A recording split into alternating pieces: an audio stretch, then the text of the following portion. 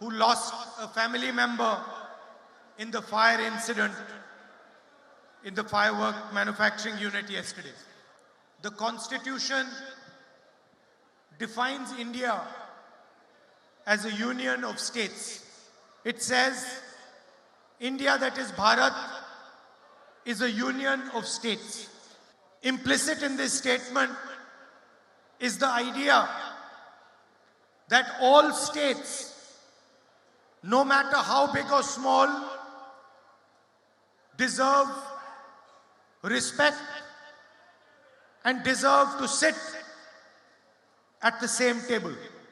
Each state has its tradition,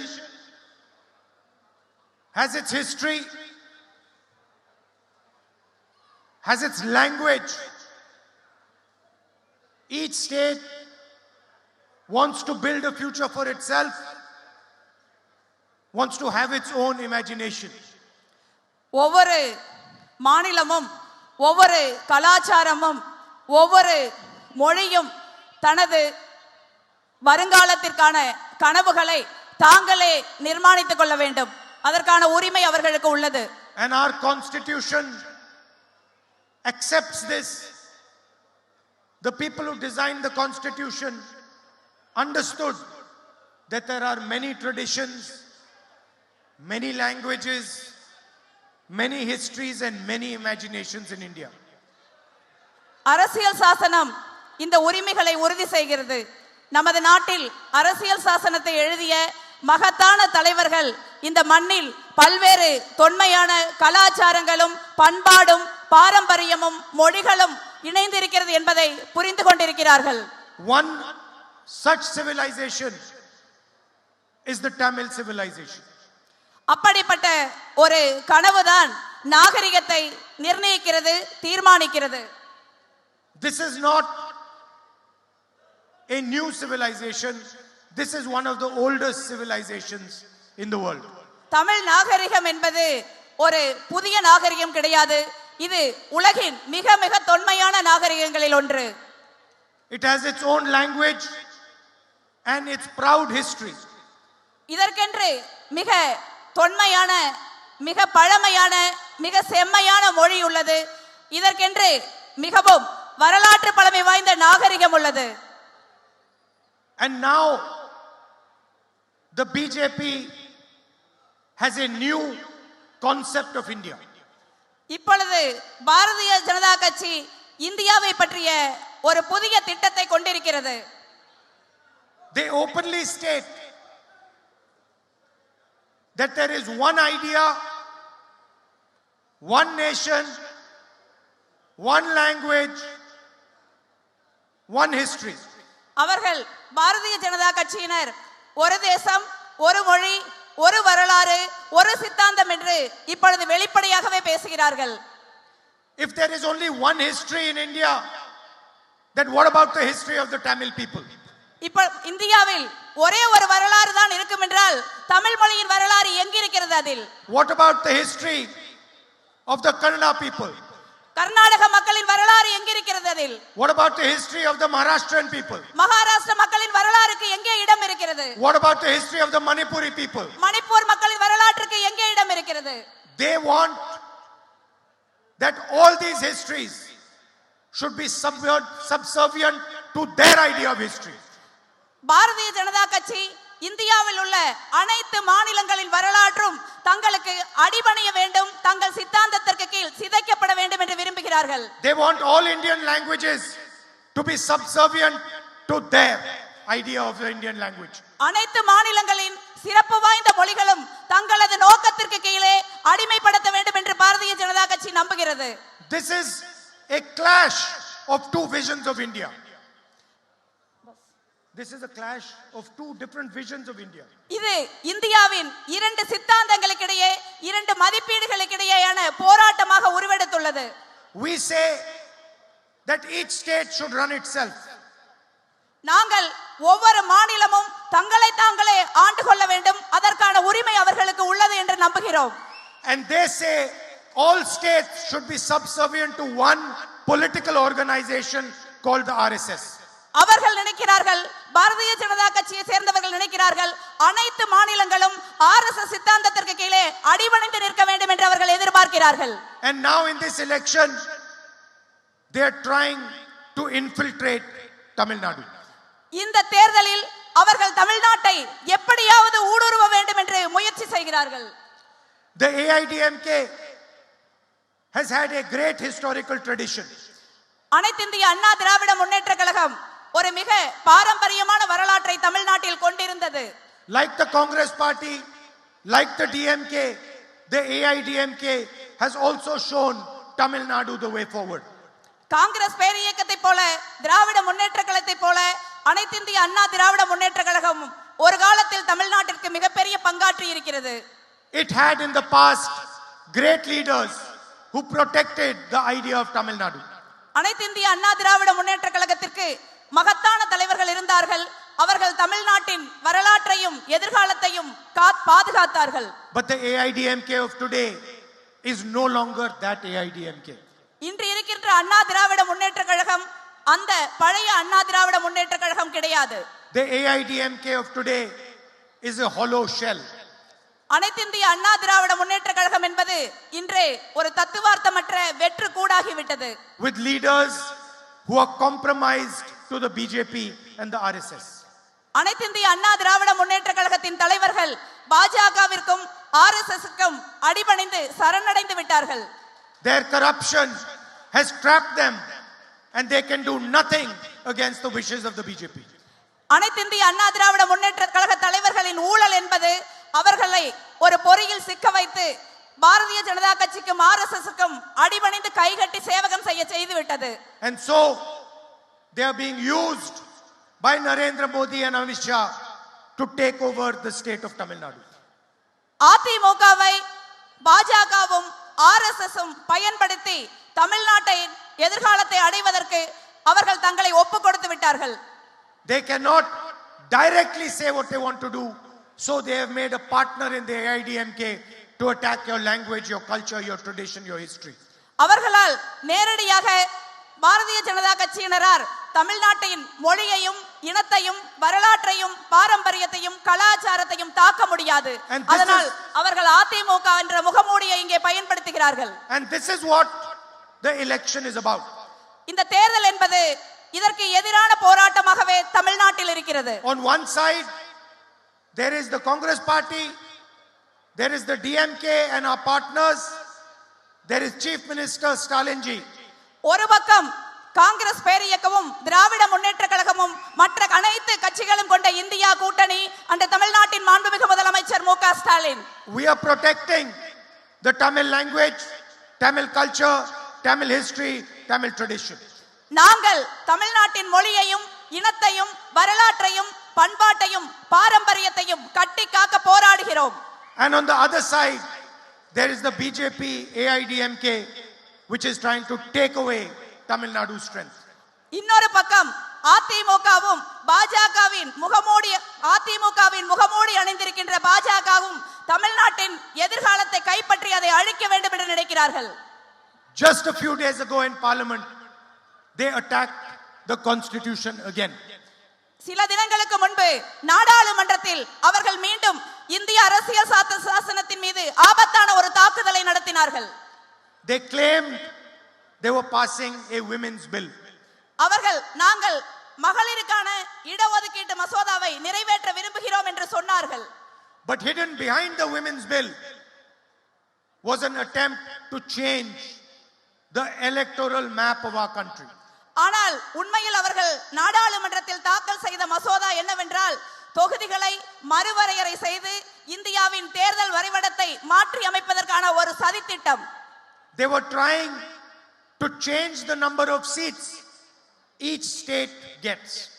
அவர்கள் ஒவ்வொரு மாநிலத்திற்கும் உள்ள நாடாளுமன்ற சட்டமன்ற தொகுதிகளை மாற்றி அமைக்க முயற்சி செய்தார்கள். They were trying to reduce the representation of South India, of Northeast India and of smaller states.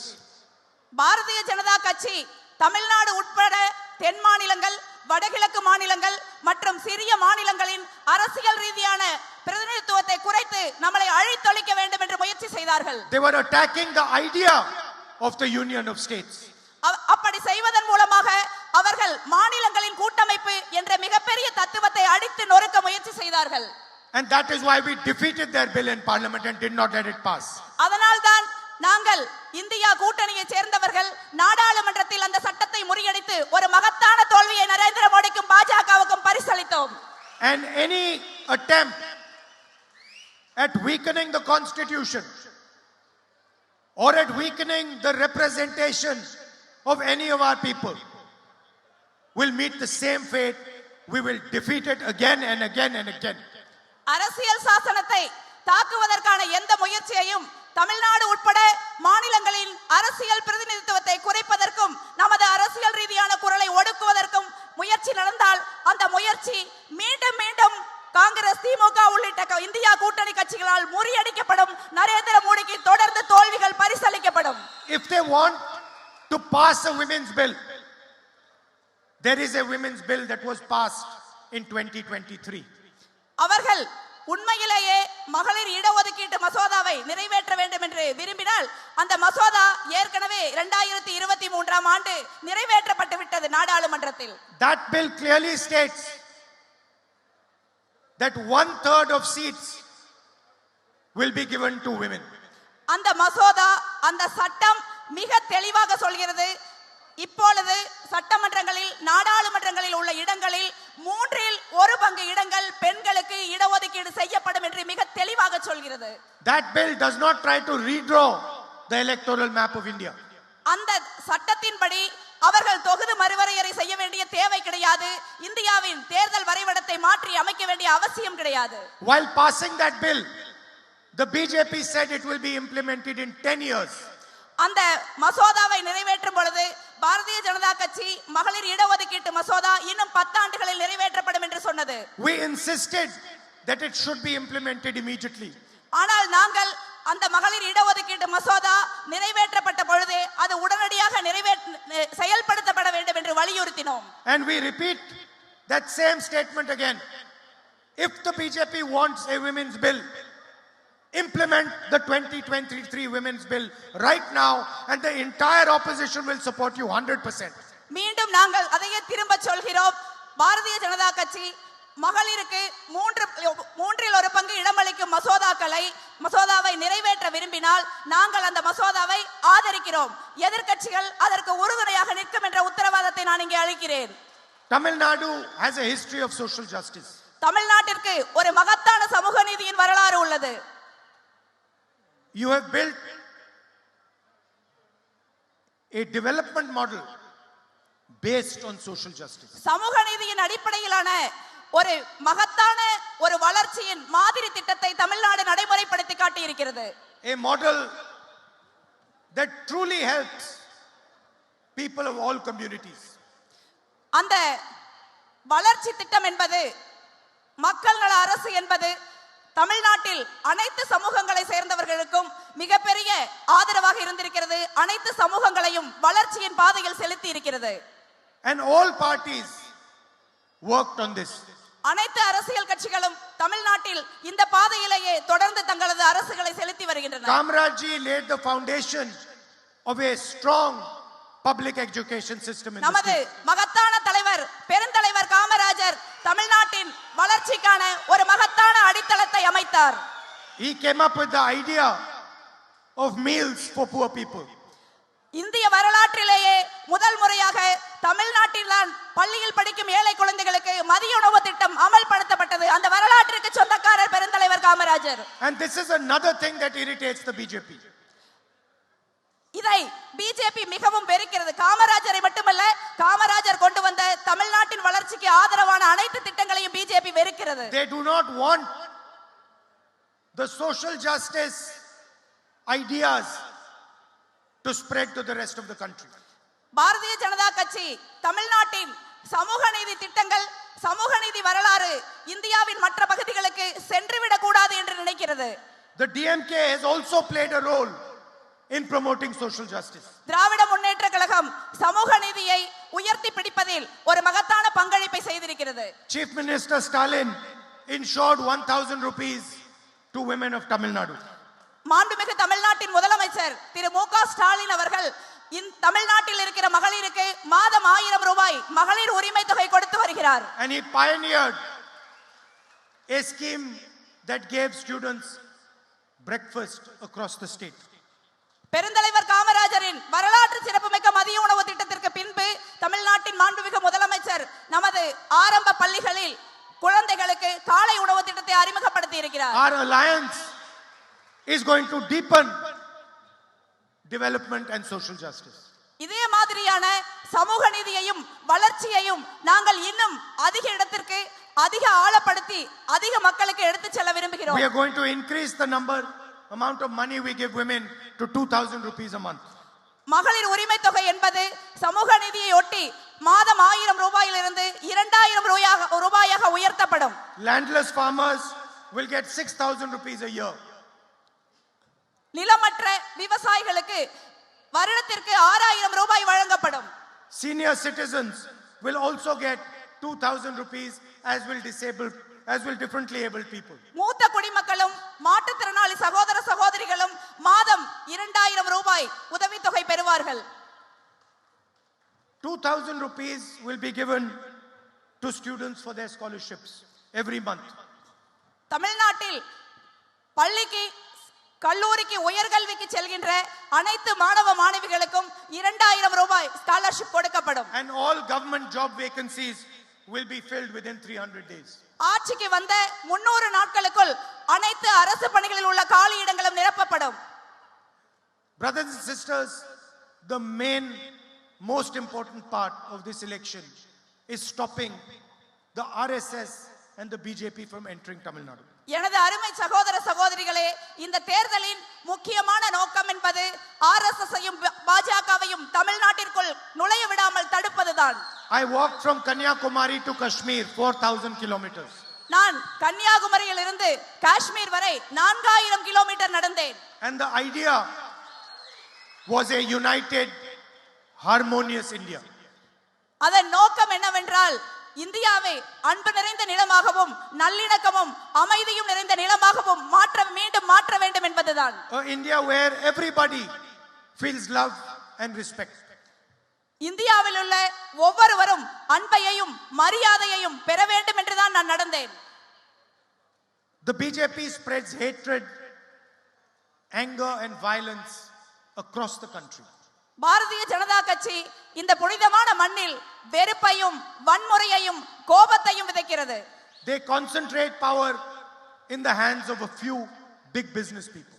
மூன்று மிகப்பெரிய பணக்கார முதலாளிகளின் கையில் அனைத்து அதிகாரங்களும் இருக்க வேண்டும் என்று அவர்கள் நினைக்கிறார்கள். They build an unequal India. அவர்கள் ஒரு ஏற்றத்தாழ்வு மிகுந்த சமத்துவமற்ற இந்தியாவை கட்டி எழுப்பிக் கொண்டிருக்கிறார்கள். They threaten and frighten our brothers and sisters from the minorities. சிறுபான்மை இனத்தைச் சேர்ந்த சகோதர சகோதரிகளை அவர்கள் தாக்குகிறார்கள். அவர்கள் மீது இரக்கமற்ற வன்முறையை கட்டவிழ்த்து விடுகிறார்கள். Our Christian, Muslim, Sikh brothers and sisters are made to feel scared all the time.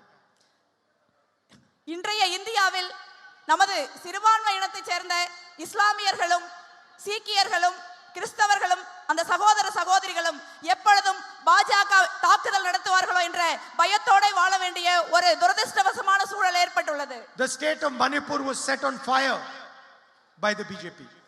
அமைதியான மணிப்பூர் மாநிலத்தின் மீது வன்முறையை கட்டவிழ்த்து விட்டு இன்று அந்த மாநிலம் பற்றி எரிந்து கொண்டிருக்கிறது.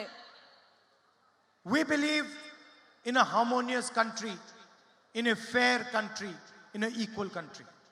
ஆனால் நாங்கள் ஒரு ஒற்றுமையும் அன்பும் சமத்துவமும் அனைவருக்கும் உரிய மரியாதையும் உள்ள ஒரு நாட்டையே விரும்புகிறோம். And we are not going to allow them to spread hatred and anger throughout India. Bharatiya Janata கட்சியை இந்த மண்ணில் வெறுப்பையும் கோபத்தையும் வன்முறையையும் விதைக்க முடியாமல் நாங்கள் தடுத்து நிறுத்துவோம்.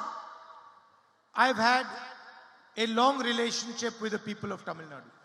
நான் தமிழ்நாட்டு மக்களோடு எனது அருமை சகோதர சகோதரிகளோடு மிக ஒரு நீண்ட நெடிய உணர்வுபூர்வமான உறவை கொண்டிருக்கிறேன். You can ask anybody in Tamil Nadu about my relationship with the people of Tamil Nadu. தமிழ்நாட்டில் தமிழ்நாட்டில் நீங்கள் யாரை கேட்டாலும் எனக்கு தமிழ்நாட்டின் மீது எவ்வளவு உணர்வுபூர்வமான மனதுக்கு நெருக்கமான உணர்வு உள்ளது என்பதை சொல்வார்கள். அந்த உறவு மிகவும் புனிதமானது. And every single person who you ask in Tamil Nadu will tell you Rahul Gandhi loves the Tamil people.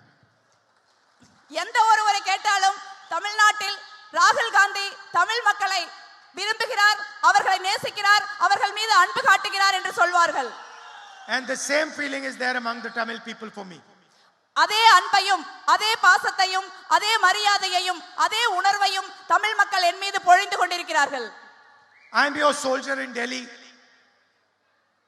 Whatever you need, whenever you need it, you just have to come and tell me. உங்களுடைய சகோதரனாக, உங்களுடைய படை வீரனாக நான் எப்பொழுதும் டெல்லியில் இருப்பேன். உங்களுக்கு என்ன வேண்டுமோ, நான் எதை செய்ய வேண்டுமோ என்று நீங்கள் எனக்கு சொன்னால் மட்டும் போதும். And you know that no matter what happens, I will always protect the Tamil people, Tamil language, Tamil history and your traditions. என்ன நடந்தாலும் சரி, நான் தமிழ் இனத்தையும் தமிழ் மொழியையும் தமிழ் வரலாற்றையும் தமிழ் பாரம்பரியத்தையும் கட்டி காப்பேன் என்ற உறுதியை உங்களுக்கு அளிக்கிறேன். Thank you very much. Nani Vanakkam. நன்றி.